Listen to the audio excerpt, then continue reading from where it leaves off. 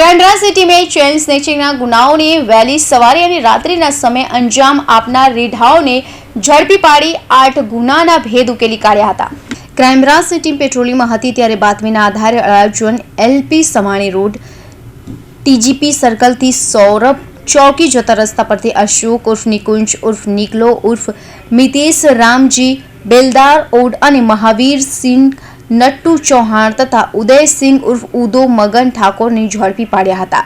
પોલીસે આરોપીઓ પાસેથી સોનાની 7 ચેન તથા હીરો કરજીમાં મોટરસાઇકલ મળી 7,90,000થી વધુનો મુદ્દામાલ કબજે કર્યો હતો.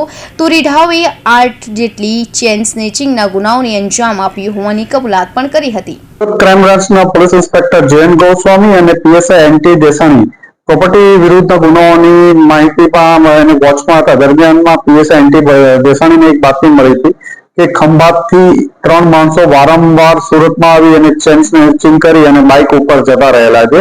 આ આરોપીઓ અગાઉ પણ સુરતમાં ઘણા બધા ગુનાઓમાં પકડાઈ ગયા હતા. આ બાતમી આધારે પીઆઈ જયંત ગોસ્વામી અને એમની ટીમ દ્વારા અશોક રામજીભાઈ બેલદાર, મહાવીરસિંહ નટુભાઈ ચૌહાણ અને ઉદયસિંહ મગનભાઈ ઠાકોર આ ત્રણેય તારાપુર આણંદ જિલ્લાના રહેવાસી છે. આ ત્રણેયને એક કરિશ્મા બાઇક સાથે પકડી પાડવામાં આવ્યા હતા. આમની પૂછપરછ દરમિયાન આ લોકો અગાઉ સુરતમાં 2022માં પકડાયા હતા.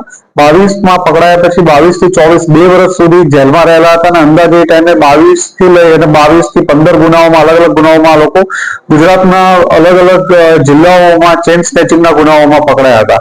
સ્પેશિયલ ખંભાતથી મોટરસાયકલ ઉપર 200 કિલોમીટર જેટલું અંતર કાપી સુરત આવે સાંજના સમયમાં પાલ અડાજણ વિસ્તારમાં જે પુરુષો વોકિંગ કરતા હોય એની ચેન તોડી અને આ લોકો ભાગી જતા હતા. હાલમાં 8 ગુનાઓમાં આ લોકો સંડોવાયાની પ્રાથમિક માહિતી મળી છે. એમણે 8 ગુના કબૂલ કર્યા છે. એમની પાસેથી 7 જેટલી ચેનો તૂટેલી મળી આવી છે અને કરિશ્મા બાઇક મળ્યું છે અને 7.5 થી 8 લાખ રૂપિયા જેટલાનો મુદ્દામાલ આ લોકો પાસેથી રિકવર કરવામાં આવ્યો અને 8 થી વધુ ગુનાઓ એમણે હાલમાં કબૂલ્યા છે અને વધુ એ લોકોની પૂછપરછ ચાલુ છે. સર, આ ગુનાહિત ઇતિહાસ શું છે? આરોપીના ચેન સ્નેચિંગ કરવાનો કારણ શું હતું? જે અશોક બેલદાર છે એ 2005 થી 15 સુધી સુરતમાં રહેલો હતો એટલે સુરતની ભૌગોલિક પરિસ્થિતિથી માહિતગાર હતો. આમણે 2022 થી લઈ અને 24 પેલા 20-22માં લોકો અશોક બેલદાર 23 જેટલા ગુનાઓમાં સુરત સિટી તથા અન્ય જિલ્લાઓના ગુનાઓમાં ચેન સ્નેચિંગમાં પકડાયો હતો અને તાજેતરમાં મે 2024માં છૂટ્યો હતો. ફરીથી આ ગેંગ બનાવી આ ત્રણેય જણાએ સુરત ફરીથી ટાર્ગેટ કરી અને ચેન સ્નેચિંગ ચાલુ કર્યું હતું. અત્યારે 8 ગુના, 1 ગુનો ઉત્તરાયણમાં દાખલ છે અને અન્ય 8 ગુનાઓ કબૂલ્યા છે જેમનો મુદ્દામાલ પણ મળ્યો છે. એમના ફરિયાદીને બોલાવી અને ફરિયાદ લેવાની કાર્યવાહી ચાલુ છે. 200 કિલોમીટર અંતર કાપીને આવતા તો શા માટે ખાલી સુરત જ ટાર્ગેટ કરવાનું?